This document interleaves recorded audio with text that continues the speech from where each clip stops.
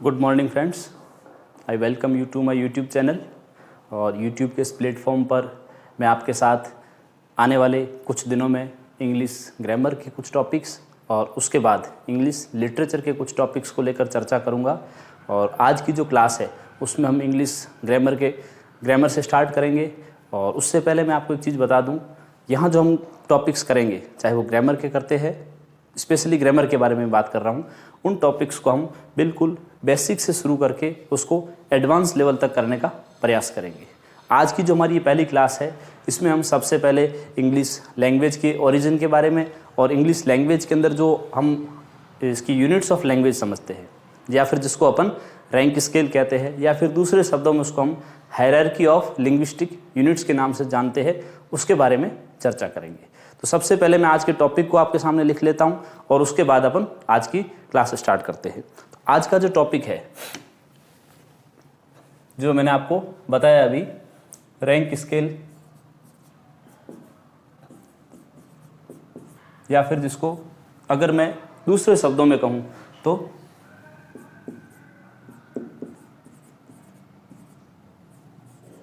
Hierarchy of linguistic units of language, ये रहेगा। इसको हम अगर शॉर्ट रूप में कहें तो इसको यूनिट्स ऑफ लैंग्वेज के नाम से भी हम कई जगह इसको पढ़ते हैं। आज की क्लास शुरू करें उससे पहले मैं एक चीज़ आपको बताऊं कि इंग्लिश जो एक लैंग्वेज है, हमें स्कूल लेवल पर, जब हम स्कूल लेवल की बात करते हैं तो स्कूल लेवल पर हमारे को इंग्लिश एक एज अ सब्जेक्ट पढ़ाया जाता है। और अभी मैंने आपको बताया कि इंग्लिश एक लैंग्वेज है, जैसे बाकी दूसरी लैंग्वेज है, हिंदी है, संस्कृत है, वैसे ही इंग्लिश एक अपने आप में लैंग्वेज है। तो सबसे पहले हमारे को ये पता होना चाहिए कि लैंग्वेज होती क्या है। हम चर्चा कर रहे हैं इंग्लिश की।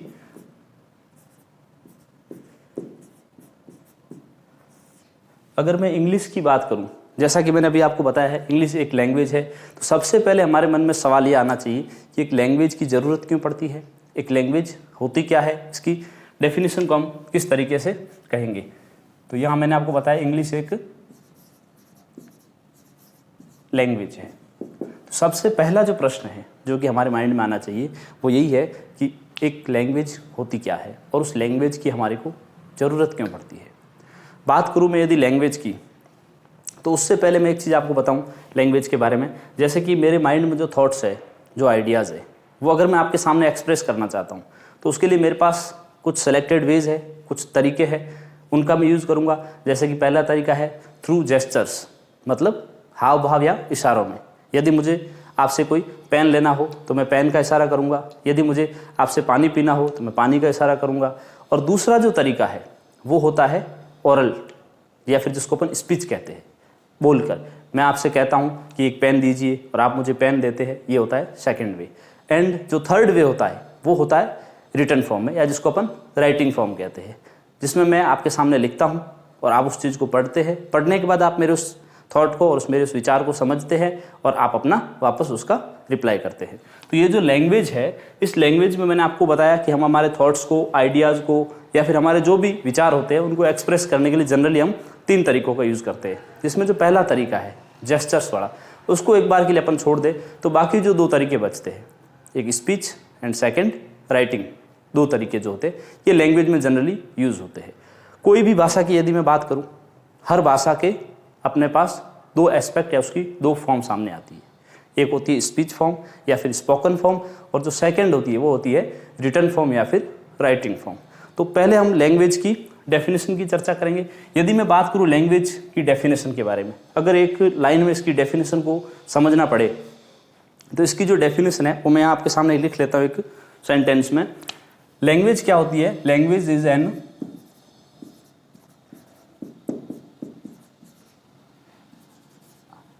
Arbitrary system. लैंग्वेज क्या होती है? An arbitrary system of symbols.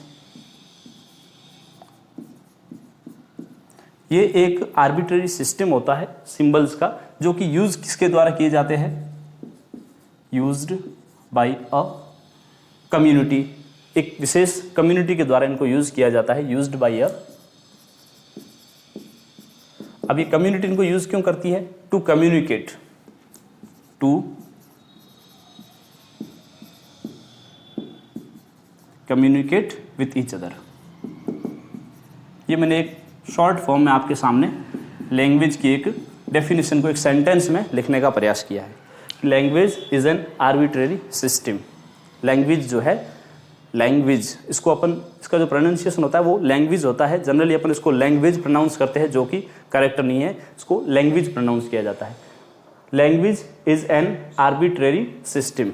ये एक आर्बिट्रेरी सिस्टम होता है, किस चीज़ का? Of symbols. तो यहाँ मैंने एक चीज़ लिखी है आपके सामने, आर्बिट्रेरी सिस्टम्स, और दूसरा लिखा है सिंबल्स। कुछ सिंबल्स का एक आर्बिट्रेरी सिस्टम होता है जो कि एक कम्युनिटी के द्वारा यूज किया जाता है, यूज्ड बाय अ कम्युनिटी।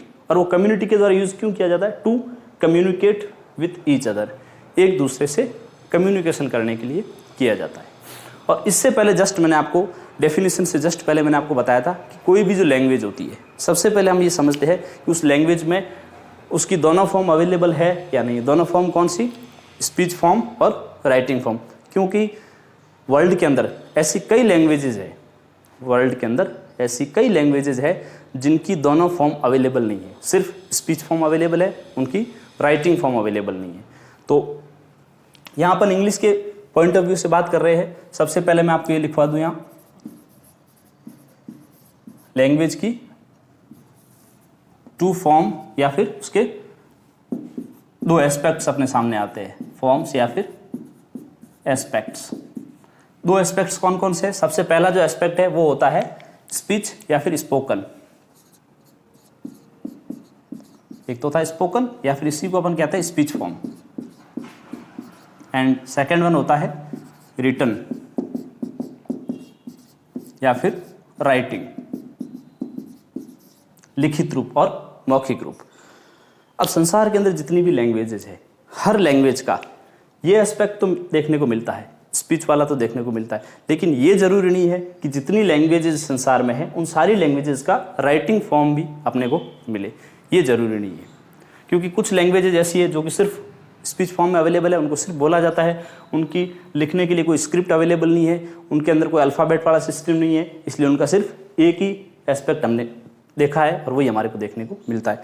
लेकिन यहाँ हम इंग्लिश लैंग्वेज को लेकर चर्चा कर रहे हैं, तो इंग्लिश लैंग्वेज में हम ये जानते हैं कि ये दोनों एस्पेक्ट, स्पीच एंड राइटिंग, दोनों एस्पेक्ट्स अवेलेबल है। ये तो होगी लैंग्वेज की दो फॉर्म की बात। और अब अपन बात करते हैं जो अपना टॉपिक था, रैंक स्केल या फिर उसका hierarchical order, hierarchical order of linguistic units of a language. एक लैंग्वेज के अंदर जो लिंग्विस्टिक यूनिट्स होती है, अब अपने को पहले ये समझना है कि लिंग्विस्टिक यूनिट्स होती क्या है। मैंने यहाँ जो इसकी डेफिनेशन में वर्ड लिखा था सिंबल्स, इन सिंबल्स की जरूरत कब पड़ती है? जो अपना स्पीच फॉर्म होता है उसी को यदि हम राइटिंग फॉर्म में लिखना चाहे तो अपने को कुछ सिंबल्स की ज़रूरत पड़ती है। जैसे कि अपन अल्फ़ाबेट के जो लेटर्स होते हैं ए से लेके जेड तक, उनको अपन एक तरह से क्या मानते हैं? वो सिंबल है, और उन सिंबल का यूज़ करके ही हम ये राइटिंग फॉर्म वाला काम कंप्लीट करते हैं। तो नेक्स्ट हम समझेंगे जो आज की अपनी क्लास का जो टॉपिक है, लिंग्विस्टिक यूनिट्स ऑफ लैंग्वेज। तो उसमें सबसे पहले मैं आपको एक आउटलाइन बना के दे देता हूँ। उस आउटलाइन के थ्रू हमारे सामने ये चीज़ क्लियर हो जाएगी कि अपने को कौन कौन सी यूनिट्स के बारे में समझना है और कौन कौन सी यूनिट्स अपने इंग्लिश लैंग्वेज के पॉइंट ऑफ व्यू से हमारे लिए इंपॉर्टेंट है। तो सबसे पहले ये जो मैंने लैंग्वेज के बारे में लिखा है, उसमें अपन ये राइटिंग के बारे में मैंने अभी आपको बताया था कि राइटिंग जो सेगमेंट होता है, राइटिंग जो एस्पेक्ट होता है, इसका बेसिकली संबंध होता है स्क्रिप्ट से। स्क्रिप्ट जिसे अपन हिंदी में लिपि कहते हैं, और स्क्रिप्ट के लिए अपने पास क्या है? Letter, letters. अब इंग्लिश लैंग्वेज में अपन जानते हैं 26 लेटर्स होते हैं जो कि एक अल्फ़ाबेट के रूप में होते हैं, अगर उसको एक यूनिट के रूप में कहा जाए तो। ये भी हम समझेंगे। उससे पहले आप एक बार इसको लिख लीजिए और उसके बाद हम रैंक स्केल के बारे में चर्चा करते हैं।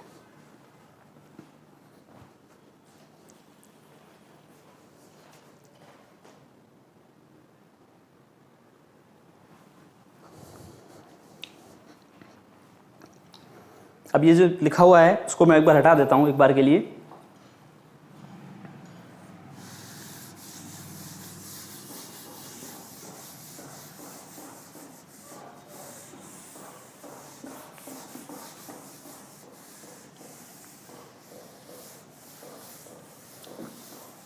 जब हम इंग्लिश लैंग्वेज को पढ़ते हैं तो एक चीज़ हमारे माइंड में हमेशा क्लियर होनी चाहिए कि कोई भी जो लैंग्वेज होती है उस लैंग्वेज को हमेशा उसी तरीके से पढ़ा जाना चाहिए। जैसे जनरली हम क्या करते हैं, स्कूल लेवल से हमारे इंग्लिश को ट्रांसलेशन के रूप में पढ़ाया जाता है, इंग्लिश को हिंदी में ट्रांसलेट करके हमारे को हर चीज़ पढ़ाई जाती है। हालांकि ये ट्रांसलेशन मेथड जो है ये एक छोटे लेवल पर हमारी हेल्प करता है, लेकिन आगे जाके यही ट्रांसलेशन मेथड बड़े लेवल पर या फिर जब हम कॉम्पिटिटिव लेवल की बात करते हैं तो कॉम्पिटिटिव लेवल पर यही हमारा ट्रांसलेशन मेथड हमारे लिए प्रॉब्लम्स क्रिएट करता है। इसलिए मैं कहीं भी आपको ट्रांसलेशन मेथड को बढ़ावा देने के लिए नहीं कह रहा हूँ, लेकिन ट्रांसलेशन मेथड एक छोटे लेवल पर ज़रूर हेल्प करता है, लेकिन आगे अपने लिए प्रॉब्लम्स क्रिएट करे, इसलिए ट्रांसलेशन मेथड को जनरली अवॉइड ही किया जाना चाहिए। नेक्स्ट हम बात करते हैं रैंक स्केल की या फिर hierarchy of linguistic units of language, जिसमें अपन इंग्लिश लैंग्वेज को लेकर इंग्लिश लैंग्वेज के पॉइंट ऑफ व्यू से चर्चा करते हैं। तो सबसे पहले अपन देखेंगे बड़े से छोटे के क्रम में। तो सबसे जो बड़ा का होता है इसमें रैंक स्केल में वो है डिस्कोर्स। अब ये क्या होती है एक एक को लेकर हम चर्चा करेंगे। पहले मैं एक बार सारी जो रैंक स्केल है उनको लिख लेता हूँ। डिस्कोर्स, सेकेंड नंबर पर जो है वो होता है सेंटेंस, देन थर्ड नंबर पर जो होता है वो होता है क्लॉज, फिर क्लॉज के बाद फ्रेज, एंड फ्रेज के बाद नेक्स्ट वर्ड, वर्ड के बाद जो नेक्स्ट होता है वो होता है मॉर्फीम, एंड नेक्स्ट होता है फनीम। अब इनमें कुछ चीज़ें तो ऐसी है जो कि जनरली हमने पहले से जिनके बारे में सुन रखा है, जिनके बारे में हम जानते हैं, लेकिन कुछ जैसे कि डिस्कोर्स है, मॉर्फीम है, फनीम है, इनके बारे में हम जनरली स्कूल लेवल तक हमारे को इनके बारे में नॉलेज नहीं होता है। हालांकि फ्रेज एंड क्लॉज इनके बारे में भी बहुत कम लेवल पर बताया जाता है, और जितनी भी अपने को ग्रामर समझाई जाती है, ग्रामर के जो टॉपिक समझाए जाते हैं उनमें जनरली सेंटेंस ओरिएंटेड हमारे को समझाया जाता है। जबकि यदि इसको हम क्लोज ओरिएंटेड समझे, ग्रामर के किसी भी टॉपिक को यदि हम समझ रहे हैं उसमें जहाँ जहाँ हम सेंटेंस की बात करते हैं उस सेंटेंस की जगह यदि हम उसको क्लोज ओरिएंटेड समझते हैं तो हमारे लिए काफ़ी काम आसान हो जाता है। क्यों होता है और सेंटेंस में क्या प्रॉब्लम होती है वो भी हम आगे डिस्कस करेंगे। पहले ये मैंने आपके सामने रैंक स्केल के नाम पर टॉप टू बॉटम मैंने 7 रैंक स्केल लिखी है, जिसमें नंबर 1 पर मैंने लिखा है डिस्कोर्स, सेकेंड नंबर पर है sentence, third one is clause, clause से जस्ट नीचे होता है फ्रेज, फ्रेज से नीचे वर्ड, वर्ड से नीचे मॉर्फीम, एंड उससे जस्ट नीचे फनीम। अब कई जगह अपने को वर्ड से जस्ट नीचे लेटर भी मिलता है। हालांकि लेटर जो है वो राइटिंग फॉर्म जो लैंग्वेज की हमने देखी थी, राइटिंग फॉर्म के पॉइंट ऑफ व्यू से लेटर होता है, और यहाँ हम लैंग्वेज के दोनों एस्पेक्ट को, उसके स्पोकन को और उसके रिटन को, दोनों को लेकर साथ चल रहे हैं, इसलिए यहाँ ये लिखा हुआ है। डिस्कोर्स, उससे जस्ट छोटी यूनिट सेंटेंस, सेंटेंस से जस्ट छोटी यूनिट क्लॉज, क्लॉज से जस्ट छोटी यूनिट फ्रेज, एंड फ्रेज से जस्ट छोटी यूनिट वर्ड, वर्ड से जस्ट छोटी मॉर्फीम, और मॉर्फीम से जस्ट छोटी यूनिट फनीम। अब यहाँ हमारे सिलेबस के अकॉर्डिंग, हालांकि हम जनरल ग्रामर है उसकी चर्चा करेंगे तो उसमें डिस्कोर्स, मॉर्फीम एंड फनीम इनके बारे में यहाँ कोई विशेष चर्चा नहीं करेंगे। हालांकि मॉर्फीम एंड फनीम इनके बारे में जब हम फनेटिक ट्रांसक्रिप्शन का जो टॉपिक होता है उसको जब पढ़ेंगे, उसको जब समझेंगे, तब वहाँ मॉर्फीम एंड फनीम की डिटेल चर्चा करेंगे। और एक बार इनके बारे में आपको संक्षिप्त में बता देता हूँ। अगर इनको अपन नीचे से स्टार्ट करें, सबसे छोटी यूनिट से, तो सबसे छोटी जो यूनिट होती है वो होता है फनीम। फनीम की यदि मैं डेफिनेशन की बात करूं, फनीम की यदि मैं डेफिनेशन की बात करूं तो फनीम की जो डेफिनेशन हमारे सामने आती है, ये सबसे छोटी यूनिट है, the smallest unit of language.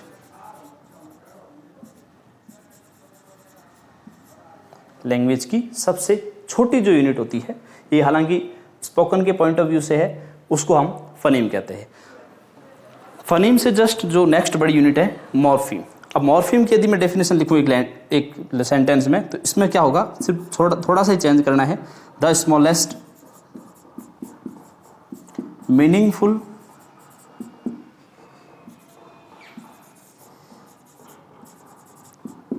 Unit of language. The smallest meaningful unit of language is called morpheme.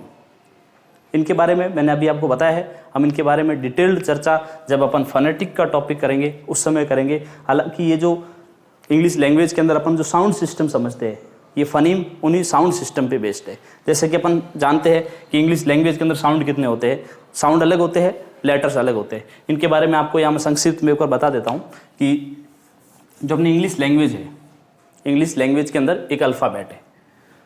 पहले ये चर्चा कर लेते हैं थोड़ी सी। इंग्लिश लैंग्वेज के अंदर एक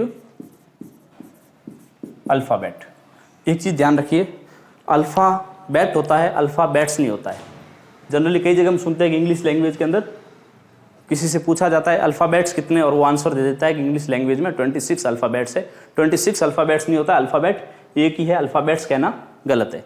इंग्लिश लैंग्वेज में एक अल्फ़ाबेट है, और उस एक अल्फ़ाबेट के अंदर यदि अपन लेटर की बात करें तो वो 26 लेटर्स है। जैसे कि एक माला होती, एक माला है और उसके अंदर यदि 26 फूल है तो वो 26 मालाएं तो नहीं हो जाएगी, माला तो एक ही रहेगी, हालांकि उसके अंदर फूल 26 है। वैसे ही अल्फ़ाबेट एक है और उसके अंदर लेटर्स 26 है। अब इन्हीं लेटर्स को जब अपन आगे फर्दर क्लासिफिकेशन करते हैं तो ये लेटर्स हमारे सामने दो रूप में इनको हम देखते हैं। एक देखते हैं अपन वाउल लेटर्स,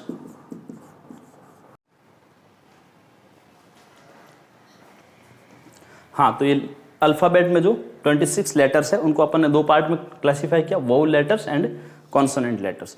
वाउल लेटर्स हम जानते हैं टोटल 5 होते हैं और बाकी बचे 21 कॉन्सोनेंट लेटर्स होते हैं। 5 कौन कौन से होते हैं? A, E, I, O and you.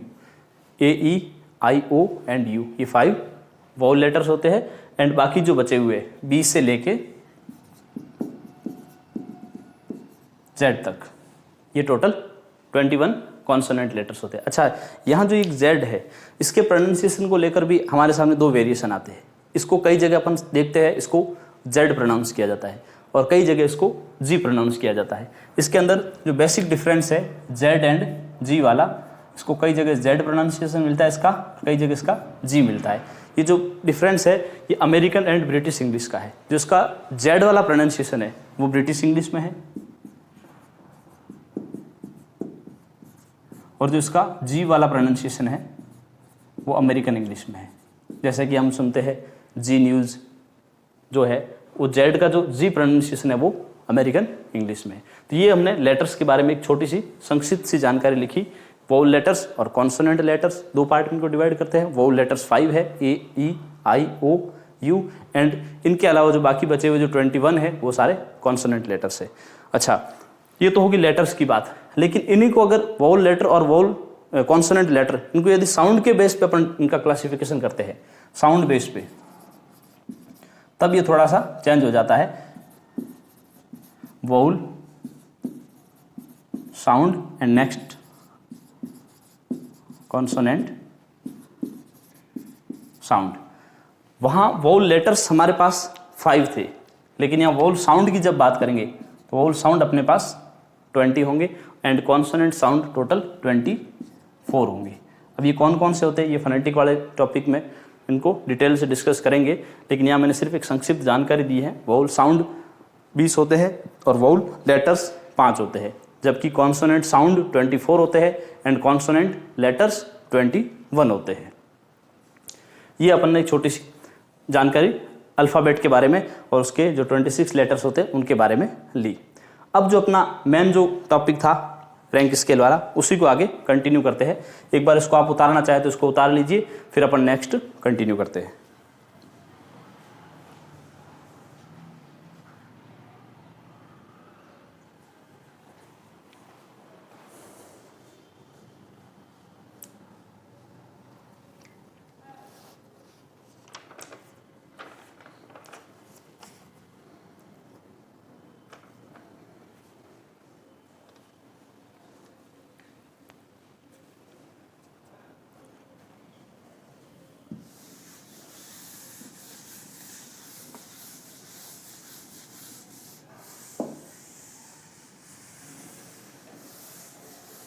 अब हमारी जो यहाँ चर्चा थी रैंक स्केल वाली, जिसमें हमने फनीम एंड मॉर्फीम, इनके बारे में संक्षिप्त में थोड़ा सा समझा था। फनीम के बारे में फिर मैं आपको बता दूं, ये वही हमारा, इसको जैसे अपन ने अभी समझा था साउंड वाला सिस्टम वही है इसमें, इसको भी दो पार्ट में देखेंगे आगे, vowel sounds and second consonant sound.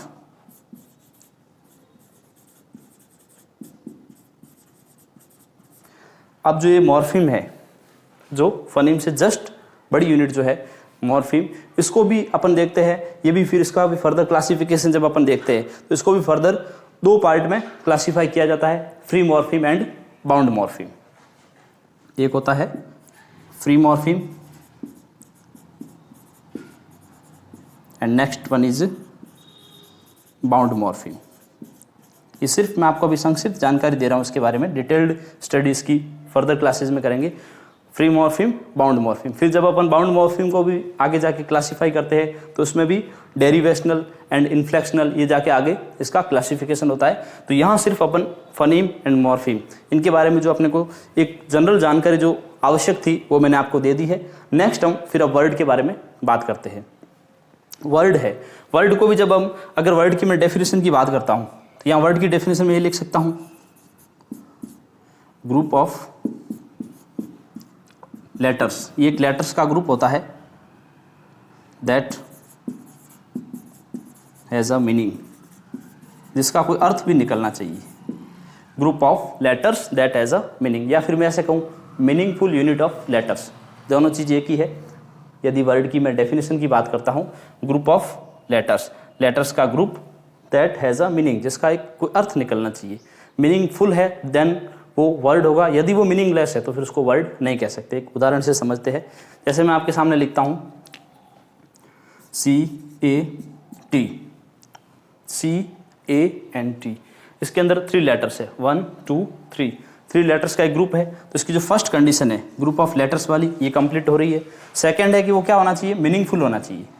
अब इसका मीनिंग भी निकलता है, कैट मीन्स बिल्ली, बिल्ली, तो इसको मैं एक वर्ड कह सकता हूं। लेकिन यदि इन्हीं लेटर्स को मैं चेंज करके लिख देता हूं,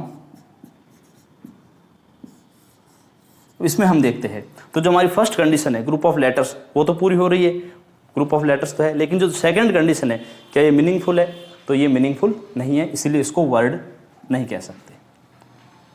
बस इतना फर्क होता है, ग्रुप ऑफ लेटर्स होना चाहिए प्लस वो मीनिंगफुल भी होना चाहिए। अगर वो मीनिंगलेस है देन उसको हम वर्ड नहीं कह सकते। एक उदाहरण और जैसे लिखते हैं GOD, God, group of letters है और इसका मीनिंग भी निकलता है तो इसको हम वर्ड कह सकते हैं। लेकिन यदि मैं इसको ऐसे लिख दूं तो ये मीनिंगलेस है, इसलिए इसको वर्ड नहीं कह सकते। अब वर्ड का जो फिर आगे हम क्लासिफिकेशन देखते हैं, ओपन और क्लोज्ड क्लास, इस तरीके से जो क्लासिफिकेशन देखते हैं वो भी हम समझेंगे। नेक्स्ट जो फ्रेज है, इसकी मैं एक छोटी सी डेफिनेशन बताऊं, फ्रेज क्या होती है। फ्रेज की जनरल हम डेफिनेशन हम अगर कहीं देखते तो हमारे को मिलती है, group of words which make some sense but not complete sense. हालांकि उसमें डेफिनेशन के अंदर ये लिखा होता है ग्रुप ऑफ वर्ड्स, लेकिन ये 100% ये सत्य नहीं है कि फ्रेज हमेशा ग्रुप ऑफ वर्ड्स ही होती है। हाँ, जनरली फ्रेज जो होती है वो ग्रुप ऑफ वर्ड्स होती है, लेकिन कई बार क्या होता है एक वर्ड की भी एक फ्रेज हो सकती है। हालांकि फिर जब हम फ्रेज का क्लासिफिकेशन देखेंगे कि फ्रेज कौन कौन से टाइप की होती है, उनका फंक्शनल जो क्लासिफिकेशन है वो देखेंगे और उनका जो फॉर्मल क्लासिफिकेशन है वो समझेंगे, तब ये सारी चीज़ें क्लियर हो जाएगी। तो पहले यहाँ तक हम समझ चुके हैं। वर्ड का जो आगे हम क्लासिफिकेशन देखेंगे वो भी मैं आपको यहाँ अभी लिख देता हूँ। एक होगा ओपन एंड देन दूसरा होगा closed, open class and closed class, ये हम वर्ड के बारे में पढ़ेंगे। अब हम एक बार आप ये लिख लो, फिर अब फ्रेज के बारे में समझते हैं।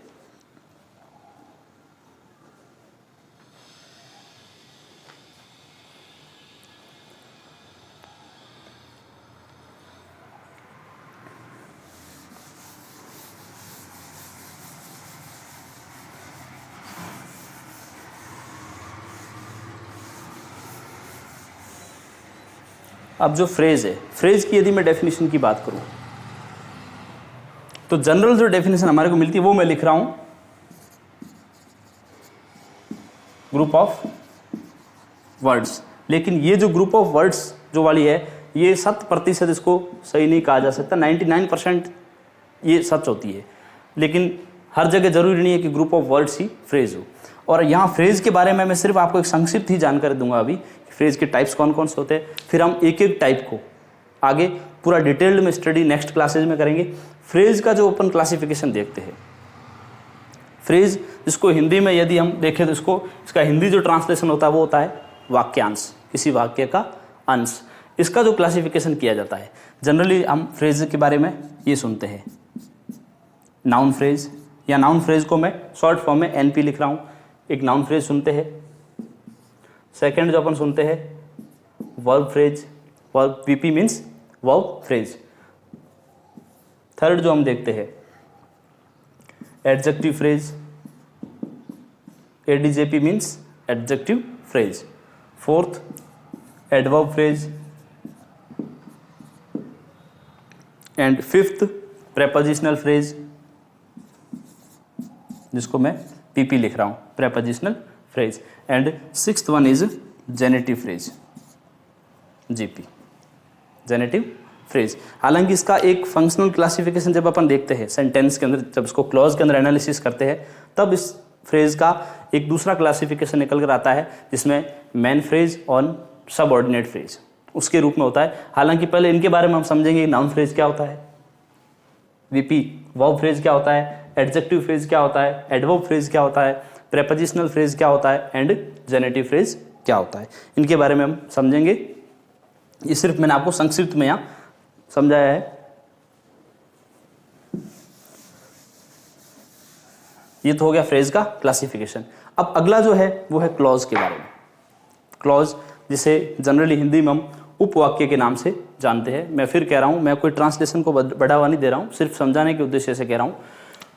क्लॉज, देखिए क्लॉज के बारे में और सेंटेंस के बारे में यहाँ सबसे बड़ा एक हमारे सामने डिफरेंस आता है, जो कि हमारे सामने प्रॉब्लम भी क्रिएट करता है। हालांकि डिफरेंस तो है इन दोनों में, लेकिन कई बार हम दोनों को एक ही समझ लेते हैं, क्योंकि जो क्लॉज होता है उसमें भी सब्जेक्ट होता है, उसमें भी वर्ब होती है, सेम सिचुएशन सेंटेंस के अंदर भी होती है।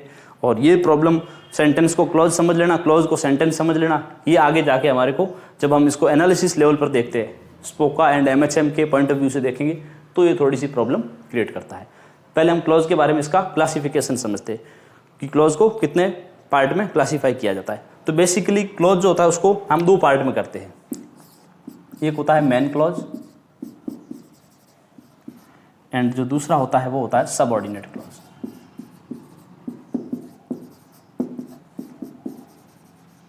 मेन क्लॉज क्या होता है एंड सबऑर्डिनेट क्लॉज क्या होता है, कुछ तो इनके नाम से स्पष्ट हो रहा है कि मेन क्लॉज क्या होगा, उसका रोल क्या होगा, और सबऑर्डिनेट क्लॉज क्या होगा, उसका रोल क्या होगा। ये तो मैंने आपको एक जनरल क्लासिफिकेशन बताया है। लेकिन फिर हम सबऑर्डिनेट क्लॉज को जब आगे देखते हैं तो ये फिर वापस नाउन क्लॉज, एडजेक्टिव क्लॉज, या फिर एडजेक्टिव क्लॉज का दूसरा नाम है रिलेटिव क्लॉज, एडवर्ब क्लॉज, आगे जाके इसके ये फिर और फर्दर सबऑर्डिनेट क्लॉज के फर्दर क्लासिफिकेशन होते हैं। ये भी हम क्लॉज के टॉपिक में इसको बहुत अच्छे से समझेंगे। यहाँ सिर्फ मैं आपको सिर्फ एक संक्षिप्त में जानकारी, एक आउटलाइन क्रिएट कर रहा हूँ कि जो रैंक स्केल है या hierarchy of linguistic units of language है वो बेसिकली है क्या, और एक आउटलाइन हमारे माइंड में जब क्रिएट हो जाती है तो हमारे को ये अच्छे से पता होता है कि हमें क्या पढ़ना है और पहले किसको पढ़ना है, बाद में किसको पढ़ना है। मैंने आपको पहले सबसे पहले इनको टॉप टू बॉटम लिखवाया, सबसे बड़े से लेके छोटे लेवल पर। इनको हम यदि उल्टा देखेंगे, फनीम से लेके यदि डिस्कोर्स तक देखेंगे, तब भी अपने को लगेगा कि सारी जो यूनिट्स है, ये सारी यूनिट्स एक दूसरे से इंटरकनेक्ट है, चाहे हम इसको टॉप टू बॉटम देखें चाहे बॉटम टू टॉप देखें। तो यहाँ फ्रेज और क्लॉज के बारे में मैंने आपके सामने लिखा है। ये जो लिखा हुआ ये फ्रेज के बारे में है और ऊपर जो लिखा हुआ वो क्लॉज के बारे में। इसको एक बार आप लिख लीजिए, फिर सेंटेंस एंड डिस्कोर्स इनके बारे में चर्चा करते हैं।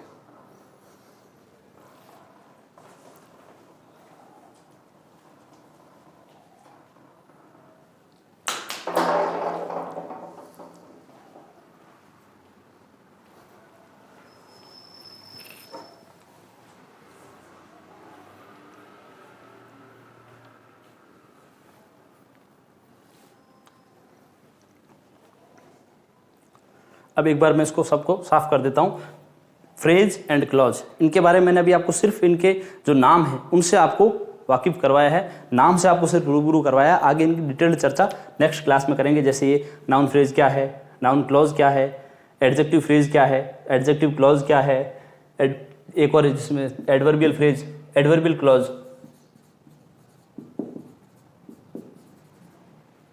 इनकी डिटेल्ड स्टडी हम नेक्स्ट क्लासेस में करेंगे, यहाँ सिर्फ आपको इनके नाम से परिचित करवा दिया है। अब हम समझते हैं सेंटेंस के बारे में। सेंटेंस के बारे में जो हमारे सामने जो चीज़ आती है,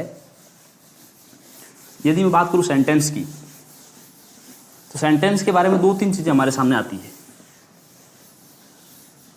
सेंटेंस के क्लासिफिकेशन की बात नहीं कर रहा हूँ मैं, सेंटेंस के बारे में जनरल जो हमारे को पता होता है कि सेंटेंस क्या होता है, ग्रुप ऑफ वर्ड्स होता है।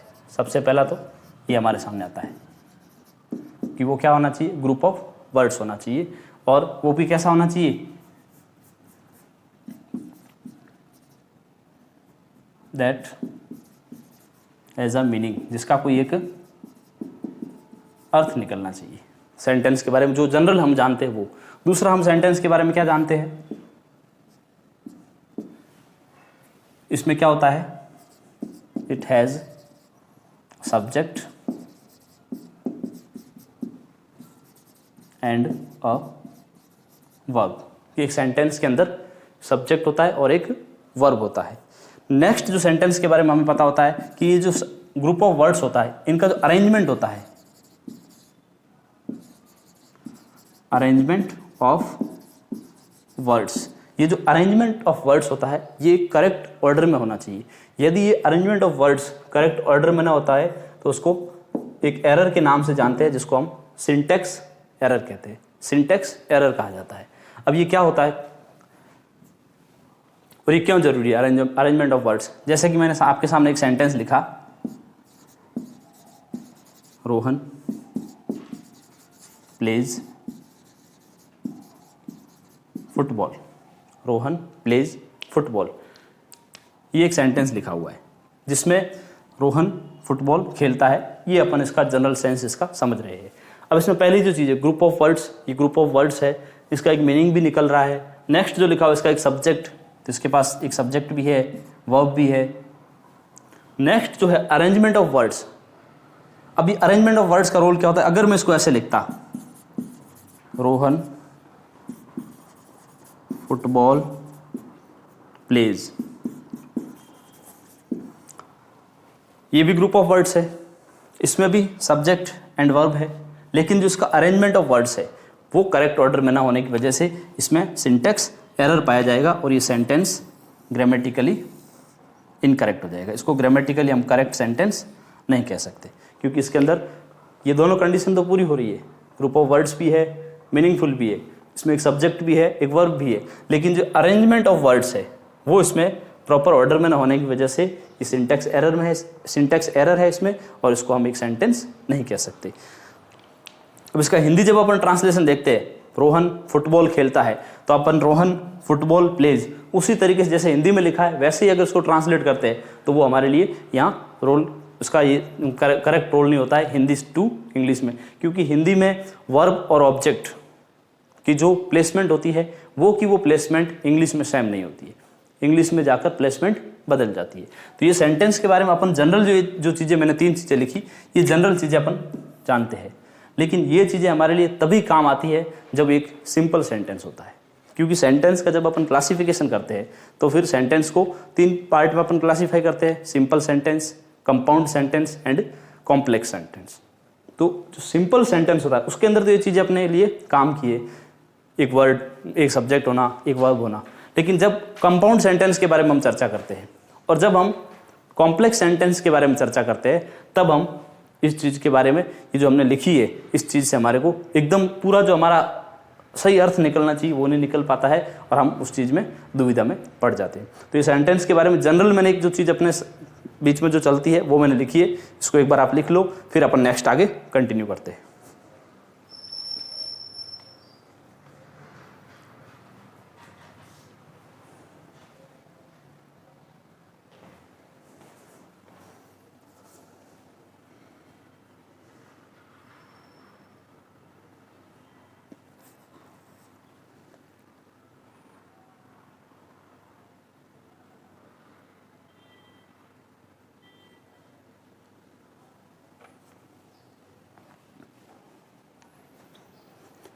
अब यहाँ तक तो ठीक है, हमने फनीम के बारे में समझा, मॉर्फिम के बारे में समझा, वर्ड के बारे में समझा, फ्रेज के बारे में समझा, क्लॉज के बारे में समझा, सेंटेंस के बारे में भी समझा। अब सेंटेंस से जस्ट जो बड़ी यूनिट मैंने लिखी है डिस्कोर्स, डिस्कोर्स का जो इसका हिंदी ट्रांसलेशन होता है वो तो होता है प्रोक्ति। हालांकि डिस्कोर्स होता क्या है, जैसे कि कोई दो पर्सन्स है आमने सामने बैठकर किसी एक टॉपिक पर डिबेट कर रहे हैं और उनको टॉपिक जैसे दे दिया जाए मोबाइल फ़ोन के पक्ष में बोलना है एक को और एक को विपक्ष में बोलना है। अब एक आदमी ने जो पक्ष में अगर 4-5 सेंटेंसेस बोले और वापस विपक्ष में सामने वाले ने बोले, तो ये जो एक आदमी ने बोला है, चाहे वो लिखित फॉर्म में है चाहे उसने ओरल स्पीच फॉर्म में बोला है, ये होता है डिस्कोर्स।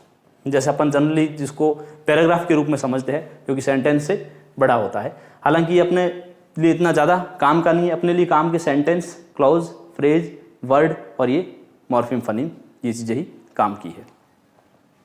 इनके बारे में अब अपन एक एक करके चर्चा करना शुरू करते हैं कि जो ये रैंक स्केल है, इनको रैंक स्केल क्यों कहा जाता है, क्योंकि एक फिक्स ऑर्डर में होते हैं। और hierarchy of linguistic units of language, hierarchy का मतलब होता है इनका पदक्रम। इनका पदक्रम सबसे बड़ी जो यूनिट होती है वो डिस्कोर्स होती है, सेकंड उससे जो छोटी होती है वो होती है सेंटेंस, देन क्लॉज, फिर phrase, word, morpheme and phoneme. इनके बारे में जो छोटी जो जनरल डिटेल होती है, जनरल जो इनके बारे में इंफॉर्मेशन होती है वो सारी मैंने आपको दे दी है। फनीम के बारे में मैंने आपको बताया कि सबसे छोटी यूनिट होती है लैंग्वेज की। फनीम को अपन साउंड सिस्टम में समझते हैं, vowel sound and consonant sound के रूप में। नेक्स्ट जो मॉर्फिम है, मॉर्फिम के बारे में मैंने आपको बता दिया the smallest meaningful unit of language, ये कैसी होनी चाहिए, मीनिंगफुल यूनिट होती है।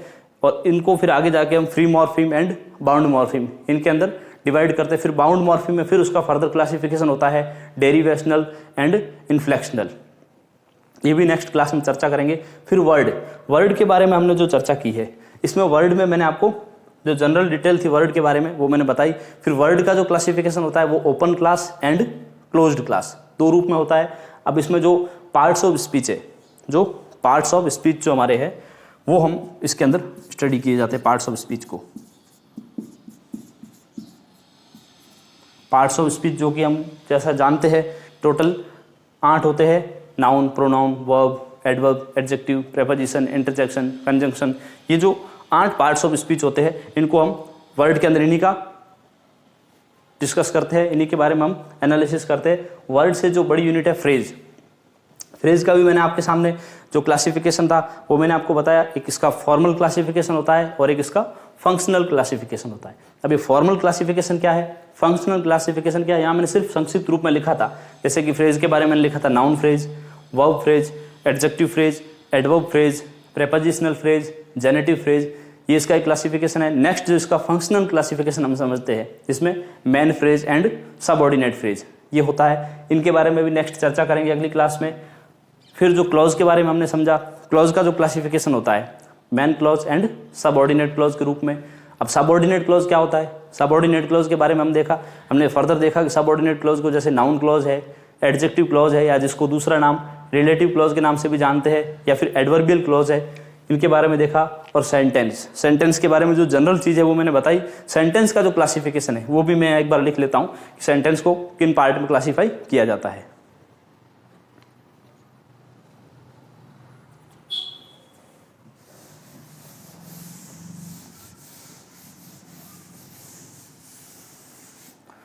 हालांकि देखो सेंटेंस का जो क्लासिफिकेशन है दो तरह से हमारे सामने आता है। एक जो सेंटेंस का क्लासिफिकेशन हम देखते हैं जिसमें assertive sentence, interrogative sentence, exclamatory sentence, वो वाला होता है इंपेरेटिव सेंटेंस। और दूसरा जो होता है सिंपल, कंपाउंड एंड कॉम्प्लेक्स वाला। सिंपल सेंटेंस,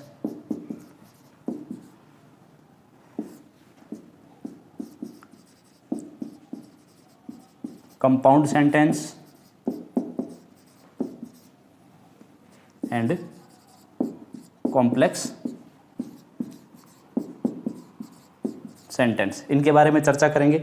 और जो दूसरा इसका क्लासिफिकेशन है इसमें असर्टिव सेंटेंस जिसके अंदर दो होते हैं affirmative and negative, next interrogative sentence, imperative sentence, exclamatory sentence, उनके बारे में हम नेक्स्ट वीडियो में जो भी इनके सेंटेंस के बारे में वीडियो बनेगा उसमें हम चर्चा करेंगे। और अभी जो मैंने आपके सामने जो चीज़ें संक्षिप्त रूप में जो आपको बताई है उनको आपको एक बार अच्छे से लर्न कर लेना है, माइंड कर लेना है। नेक्स्ट जो अपनी क्लास होगी उसमें हम इनके बारे में एक एक के बारे में चर्चा करना प्रारंभ करेंगे। Thank you.